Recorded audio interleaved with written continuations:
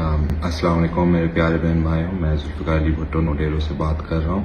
کراچی میں آج احتجاج ہوا ٹیچرز کا اور اسٹوڈنٹس کا۔ بہت ساری ٹیچرز کو زخمی ہوئے، بہت ساری لیڈیز ٹیچرز کے اوپر بھی زخمی ہوئے، ٹیئر گیسنگ شیلنگ بھی ہوا تھا۔ وہ سی ایم ہاؤس کے باہر احتجاج کر رہے تھے اور چیف منسٹر اور سندھ گورنمنٹ کے پولیس نے ان کے اوپر ظلم کیا، تشدد کیا۔ یہ لوگ پرامن احتجاج کر رہے تھے، مزاحمت کر رہے تھے، وہ ان کے میرٹ بیس پوزیشنز اور ان کے حقوق کے لیے مانگ رہے تھے اور آپ نے ان کے اوپر تشدد کی۔ پلیز آپ عوام سے معافی مانگے۔